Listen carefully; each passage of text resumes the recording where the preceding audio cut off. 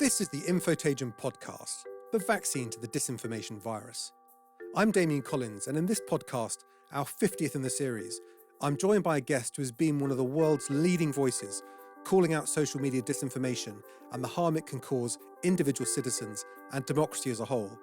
From investigations into Russian-backed political interference to legislative reforms to make tech companies take more responsibility for the content they promote and make money from. So I'm glad to be joined by Senator Mark Warner, who's chair of the United States Senate Intelligence Committee and also sponsor of a new Safe Tech Act designed to limit the protection from liability of social media companies for content on their platforms. We'll also be hearing from our resident expert, the disinformation analyst, Charles Creel. Mark Warner, it's brilliant to have you with us here on the podcast. This is actually our 50th edition, and one for each state in America. So it's appropriate you should be with us for it. We first met just over 3 years ago in Washington when your committee was investigating Russian disinformation in the 2016 presidential campaign. And this was a time really just before the Cambridge Analytica story broke around the world. I mean, thinking back over those last 3 years, how do you feel attitudes have changed towards the challenge of disinformation, the threat to democracy that it poses, and also the rights and responsibilities of big social media companies to do something about it? Well, Damien, I think we have seen the power of these social media companies. Unfortunately, in the United States, while we have raised the alarm, Congress has done virtually nothing from a legislative standpoint. I want to commend you for the approach that you've taken in the UK around raising questions around online harm, of duty of care. I think it's critically important. I think there is a public recognition of this challenge, but I think almost throughout the whole West, we're still struggling for what will be the legislative solution. I remember our first meeting, I think it was then our second meeting, which was one of the more surreal sessions where we, for your listening audience, we gathered together parliamentarians from all across Europe at the Atlantic Council in Washington, D.C., to talk about the ability of Russia to use social media platforms for disinformation. And you may recall it was actually the day where then President Trump and President Putin were meeting together in Helsinki. And here were all these parliamentarians from literally 20 different countries. And we kind of all watched in awe as then President Trump basically endorsed the Russian Vladimir Putin version of what had taken place. And hopefully we've moved beyond that. But it was a day that I'll never forget. Absolutely. I remember it very well. And actually that meeting, which you organised, I think, with Senator Rubio as well, was a catalyst for the work we started with launching a sort of grand committee of parliamentarians to meet on a frequent basis as well, which, and I think what I took from that meeting at the Atlantic Council is the real value in legislators around the world sharing ideas. We have different legal traditions and approaches, but there's a lot we can learn from each other because these are all challenges that we face. You're right, and I think the commission that you led in the UK, I thought was extraordinarily productive. I think our final investigation into the Russian interference was unanimous. It was 5 volumes. It particularly pointed out how Russia manipulated social media, how they created fake personas that were Russian trolls, or literally in some cases agents of the Russian spy services, and in many ways affected, and we'll never know how much, but affected the elections of 2016. And if anything, since that time, we've seen, whether it be in Myanmar, whether it be in Brazil, whether it be in the Philippines, authoritarian regimes all across the world use social media in ways that are both anti-democratic and in many cases in ways that advocate violence. And I fear that Western democracies are still behind where the social media companies are at. And our notion at least in the United States, that we have to rely upon the goodwill of a certain number of CEOs to make the right decision, I think is wrong. And we have seen certain companies like Facebook say they welcome regulation now. I think, as we've seen in the recent Australian incident, where Facebook, in a sense, tried to censor or monitor what news Australians received. They ultimately got pushed off of that position. But I think in the UK, in America, in the EU writ large, we do need to find a regulatory framework for people to still allow to use these platforms to express their views, uh, but to put some guardrails in place. Absolutely. I mean, you mentioned places like Myanmar where we've seen effectively genocides against the Rohingya planned through on social media. We in India there have been lynchings and riots linked to false messages placed on social media. The work of Cambridge Analytica around the world shows as well that the manipulation of social media to achieve political ends in countries from Nigeria to Trinidad and so on is not unusual. On the 6th of January, though, in Washington, we saw something that I think was extraordinary. I mean, it was extraordinary from where we were sitting. It must have been even more extraordinary for you as a member of the Senate. Um, I mean, I'd be very interested in your sort of personal reflections on that day. And also, do you think that day was a bit of a wake-up call in America, where it demonstrated not just so much what speech can do, but actually what social media can do to mobilize a force of people to join effectively what was an insurrection? Well, Damien, it was a stunning day. I think it will go down in American history, maybe with not quite the same force of as 9/11, but it will go down in in American history. It will, with all due respect to our friends from the UK, it was the first time the capital of America had been burnt or sacked since British troops did that in the unpleasantries of what we called the War of 1812.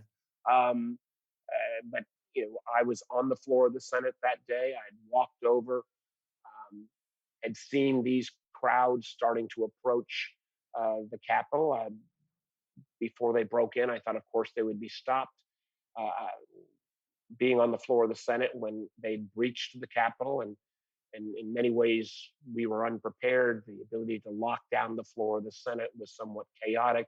The fact that we were moved to a safe location, and then to see these marauders, insurrectionists, literally desecrating the floor of the Senate, the floor of the House of Representatives, being extraordinarily destructive. What I felt particularly um, upset with were these images of these thugs walking through the halls of the Capitol, and those images literally flashing all over the world. And in many ways, that was incredible fodder to individuals like Vladimir Putin that could point out, see these Western democracies, there's nothing special about them. And in so many ways, uh, that insurrection was planned and developed through social media, both through traditional platforms like Facebook and Twitter, YouTube, but it was also um, planned and advocated on some of the secondary sites like Parlor. And I think some of the actual training and true scheming was even done on the dark web. So then President Trump had called this crowd together. It had been connected through social media. And on that day, he then argued to the insurrectionists, go up there and um, you know lit the fuse that ended up resulting in unfortunately 5 deaths, 150 law enforcement officers injured, and a hit to an American a psychic hit to American democracy that I think will take years to recover from.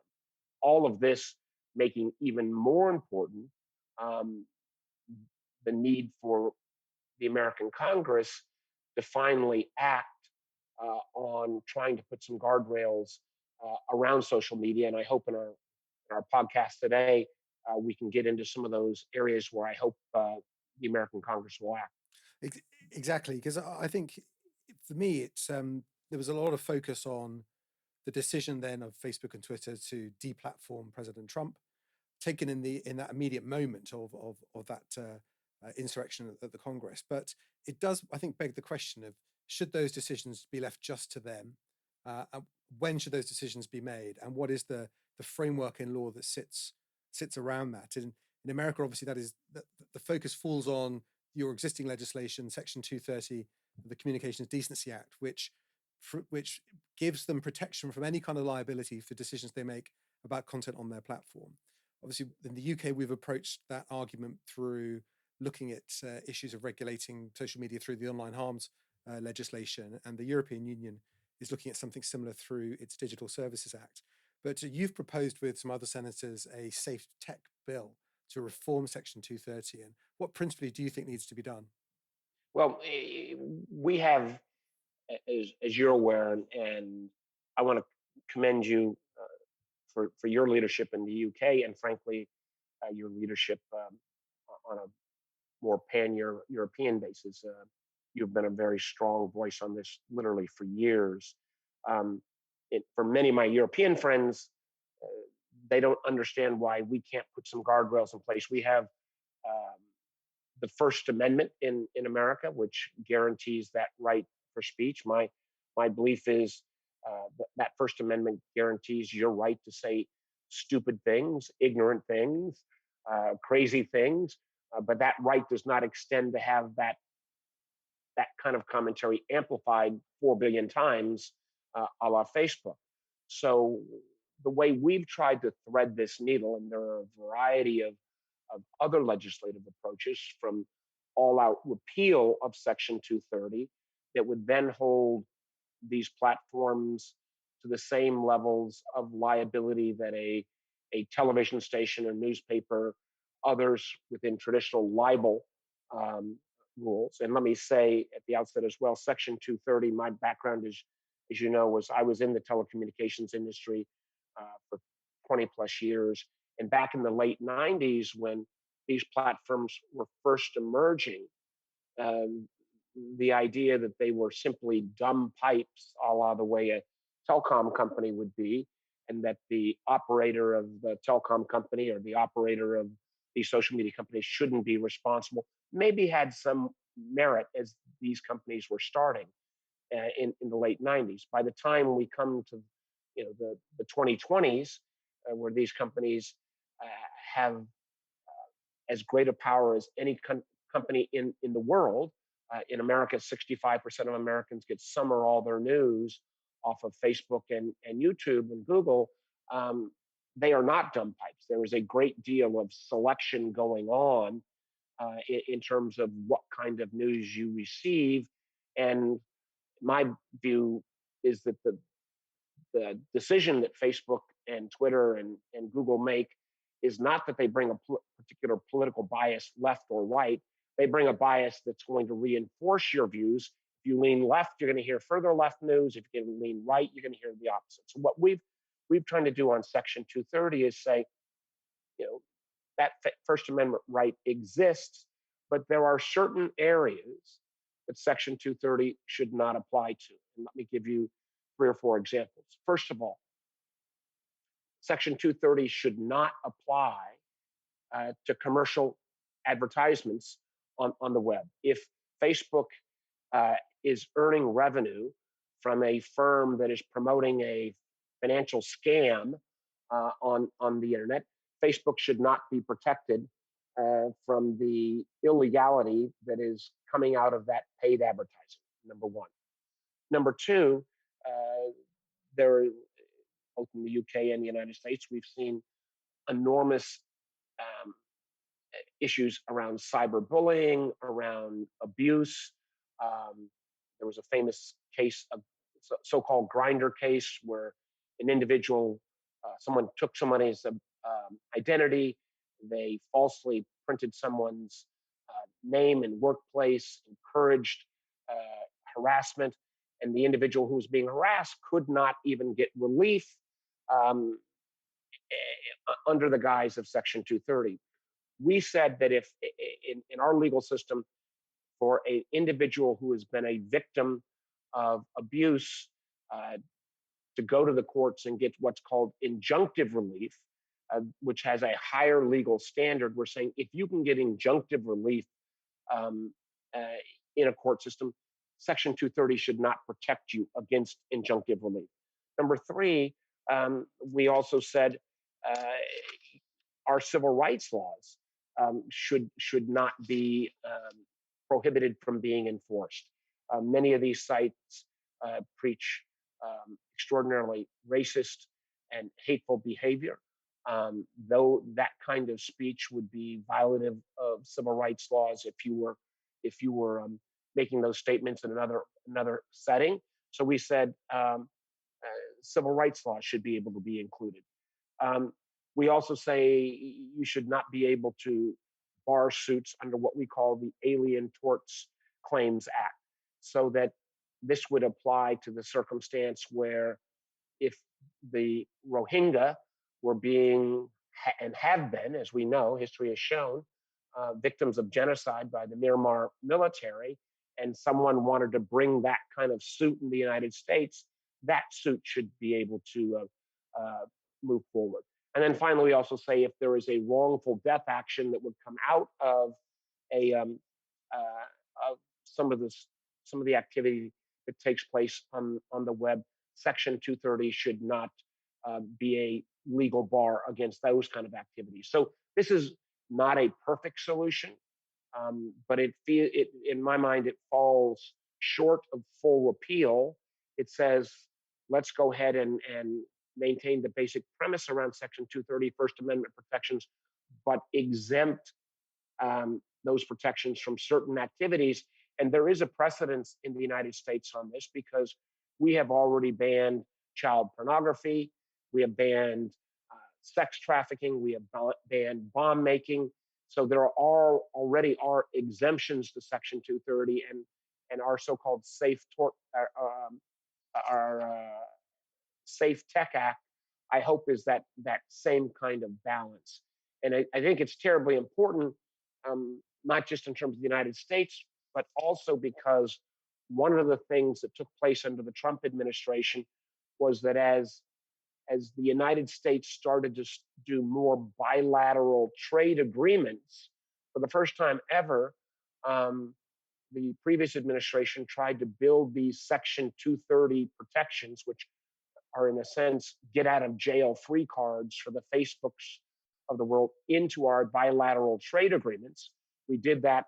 The Trump administration did that in terms of the trade agreement with Mexico and Canada. There's some discussions about including that in the US UK trade agreement. And again, Damien, I want to thank you for raising your voice and other MPs for raising that voices to say, no, that kind of undue protection for American social media companies should not preclude to a US UK trade agreement. I think that was brilliant. You did that. Well, thank you, Mark. And I think it'd be a good first step for the new administration to withdraw that from the those clauses from the trade agreement as it's been negotiated. I mean, just a few questions on your Safe Tech Act. I think so in the UK we have the Equalities Act, which protects people from abuse because directed at them because of their religious beliefs, their ethnic background, or sexual orientation, for example. And we've had in the UK, as I think as other countries have suffered, we have seen a rise of hate speech. We've seen sports stars in particular targeted by racist abuse. In cases like that, do you think that an individual could then go to Facebook or go to Twitter and say, unless you close this down, this hate speech that's being directed at me, then I could take some sort of civil proceedings against you? Yes, I think that would be the approach um, you would take in the UK. In the United States, these prohibitions fall under what we call our civil rights legislation. So if if the Safe Tech Act became law, they would have those same kind of athletes, individuals who are the victim of hate speech or racist speech would have those, just as any other American has those protections against active acts of racial impugnment. You mentioned as well the idea of, say, in the case of the Rohingya, someone being able to take action in American Mhm. courts based on that. I think it's an interesting idea and actually something we've discussed on the podcast before, whether there is a role in tech for something equivalent to like the Foreign Corrupt Practices Act or the Bribery Act in the UK, where if it involves an individual or a company based in our jurisdictions, that they could be taken to court based on something that they do anywhere in the world, or they're responsible for anywhere in the world, not just within their home country. And is that how you would see this working here too? I think we'd this is an area where I think we'd need to work with you. We'd need to work with the EU. Can we come to some greater understanding around an international norm? In many ways, um, that was what the Christchurch call was about. Within the first world, are people going to agree to some level of international normative standards? Unfortunately, again, under the previous administration, the United States did not join that.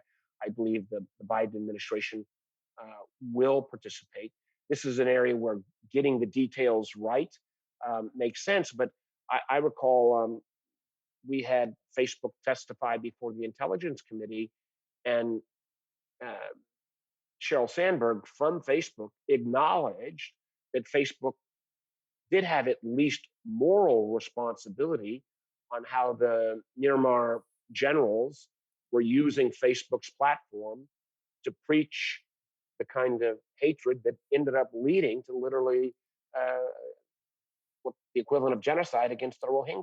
Yeah. I think there needs to be that level of responsibility, and whether we've got it exactly right in our legislation, I'm open to working with you or others on figuring out how we get this right on an international basis. But the idea that, and I think so much of this, we are going to have to find some level of international um, definition, because you know in the cyber world, in the social media world, the notion of domestic distinctions become harder and harder to sort through. Absolutely. The I think that the point you made about liability being not they're not having the protection from liability on ads, I think is a good point. I noticed I read an article that Bruce Reed, the new Deputy White House Chief of Staff, co-authored last year, where looking at that he said basically if a social media company is making money out of content, then they're responsible for that content. But where would you stand, say, on amplification? Because I think this is a really interesting issue, but where the company is making money by amplifying content to hold users' attention, but that content it's organic, it's just stuff that people have posted. Well, Damien, I think again, uh, you raised one of the most critical issues, and I'm still trying to work through in my mind the amplification issue. I mean, that would be another way within the American structure to say, okay, you've got a First Amendment right, as I use the term, say stupid stuff, but you don't have the right to have it amplified, Yeah. 4 billion times. I couldn't. I'd spent a year on a previous piece of legislation that worked on the amplification issue, and it was probably at this point a bridge too far. So we started with this more narrow approach within uh, the Safe Tech Act, and but I'm open to even being educated further or how we look at that amplification issue. And if I could step back just for one moment, I kind of put um, this whole question around these platforms in three categories. We've got these questions around content, where I'm moving on the Safe Tech Act, and there's other questions around um, our Section 230. At the other end of the spectrum, there are a number of people in the United States and legislative efforts to say, you know, less about content and more about just the size and power of these enterprises. So let's go ahead using our antitrust rules in America and break them up. Um, I'm not fully in that camp yet, but if we can't find a way to grapple with their size and power, I'm open to that. I've also put forward a series of legislative proposals that are more what I call in the middle, that would try to say, how do we encourage additional competition? And let me very briefly uh, cite, and I've got these all as separate bills, all bipartisan. One would be, you know, there's nothing wrong with Facebook or Google monetizing our personal data, but I think we as consumers ought to have a right to know what that data is worth. So I have a data valuation bill out there that um, the companies hate, because they don't want to tell the consumer, because in a sense we're not customers, we're really products for these enterprises, but what our data's value is. Second, we've got legislation called prohibiting what's called dark patterns. And these are the rabbit holes you go down where a platform offers you additional uh, choices, and you can never say no. You either can say yes, or you can say learn more, and learn more takes you deeper into the rabbit hole. And there's a whole series of manipulative activities, and this prohibition on dark patterns um, practices has actually been added to the California privacy laws. So it's an area I think that's going to get some attention.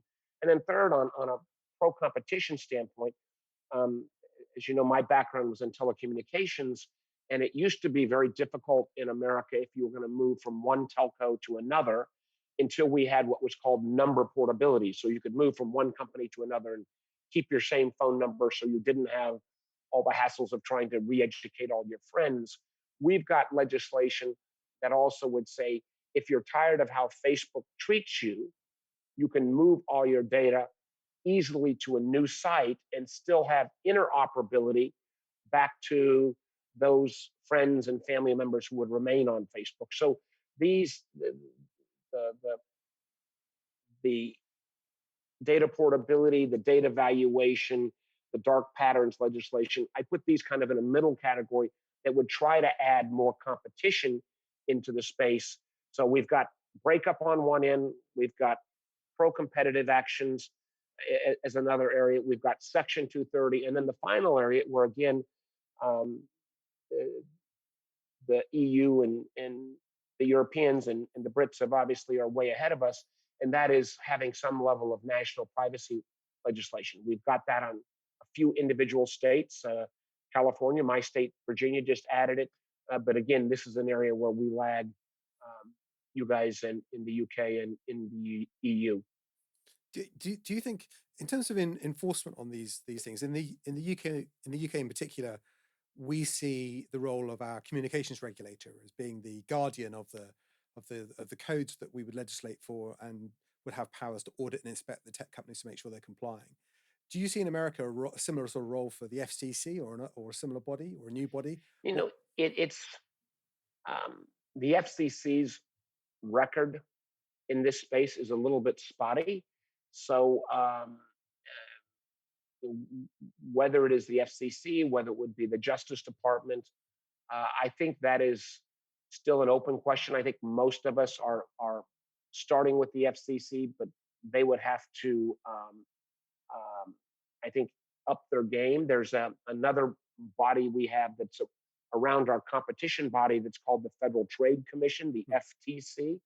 And let me make clear to our English listeners, if you feel like there's a lot of acronyms in American government, let me rest assured that most Americans don't understand all these acronyms either. But so there's still, I think, um, a debate about where this responsibility ought to lie. I think the general consensus is FCC, and that's where I'm headed. But I could be convinced. I could be convinced otherwise, and again, I'm open on that subject. I mean, there was some interest in this sort of tech media in the UK that Tim Wu is appointed to the National Economic Council at the White House with responsibility on tech policy. He's been, if you like, known as being fairly hawkish on the big tech companies. Do you think that we are going to see a change of approach from the administration? Do you feel the new administration is warm towards initiatives like yours?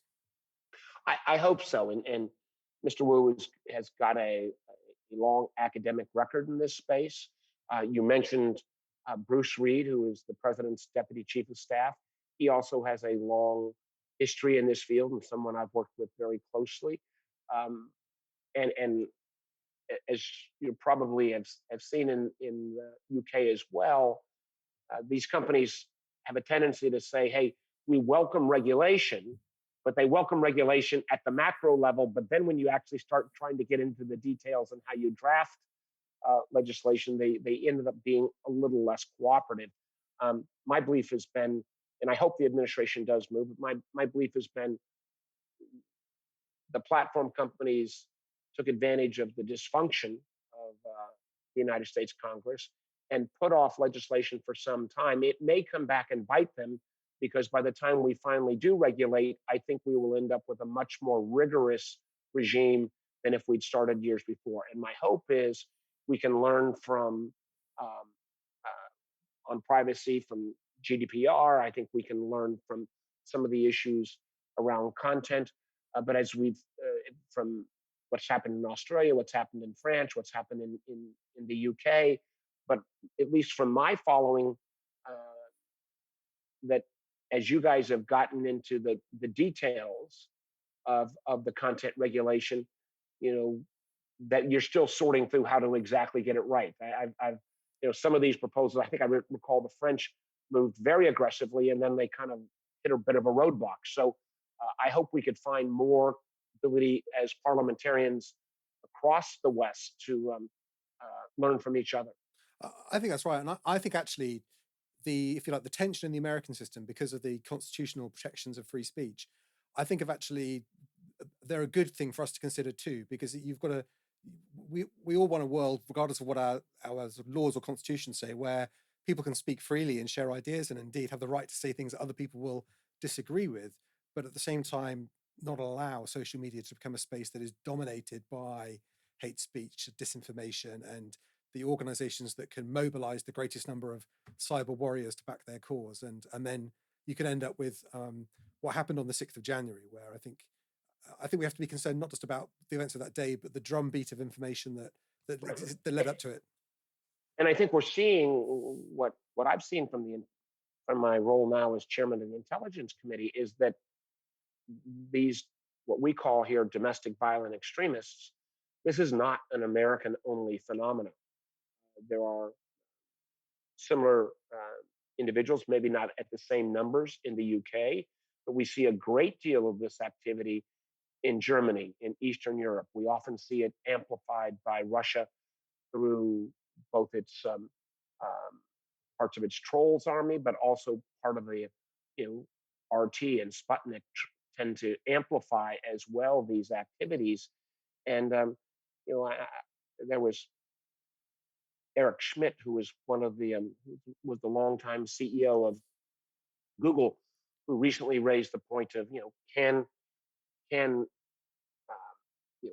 what we've known as representative democracy really exist in a world that's dominated by social media? If there are no truths, if everyone gets to invent their own set of facts, and those sets of facts are reinforced on a regular basis, how do we sort this through? And I don't think any single country is going to have the solution set. And I think again, the more we can collaborate on figuring this out, and as you said, allowing individuals to say unpopular things, but with some vetting, is really something we've got to sort through.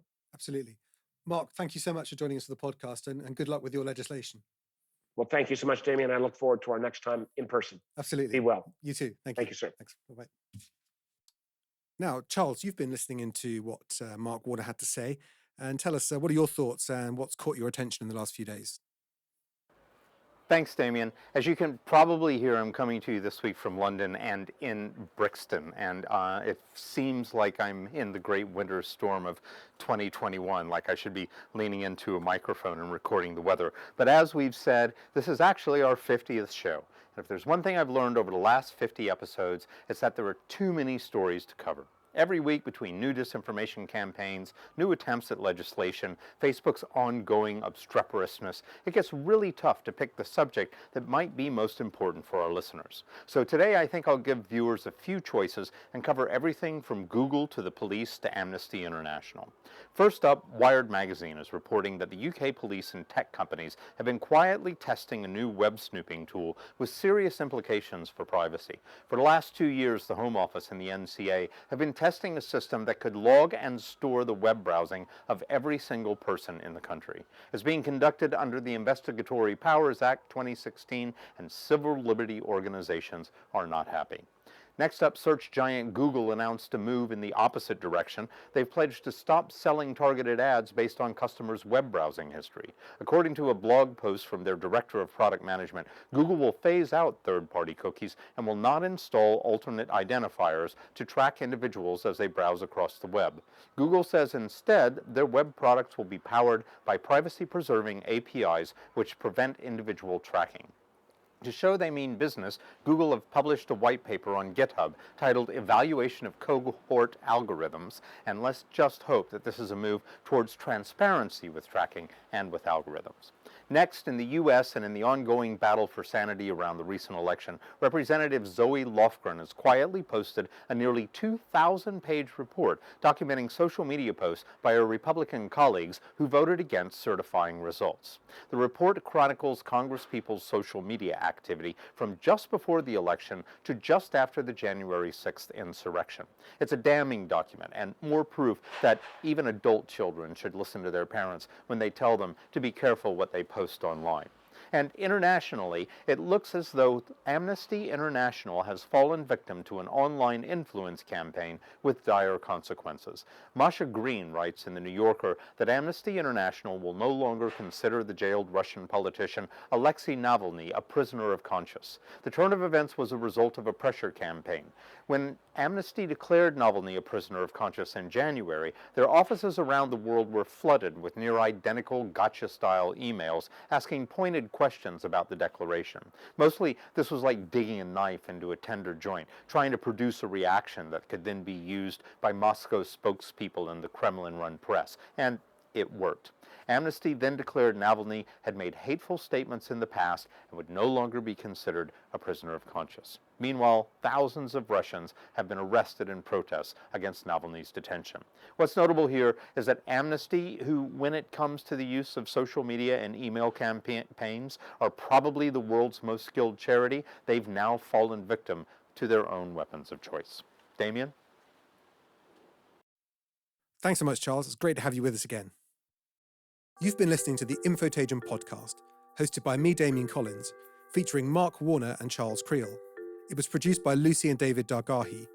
You can find out more about Infotagion, the independent COVID-19 fact-checking service recommended by Ofcom, and send us examples of disinformation you've seen by visiting our website, infotagion.com, or using #IsolateTheLies on Twitter, Instagram, and Facebook. You can also support this show by becoming a Patreon at patreon.com/Infotagion podcast. Infotagion is a not-for-profit organisation, and all proceeds will go towards the making of this podcast. Thank you. Until next time.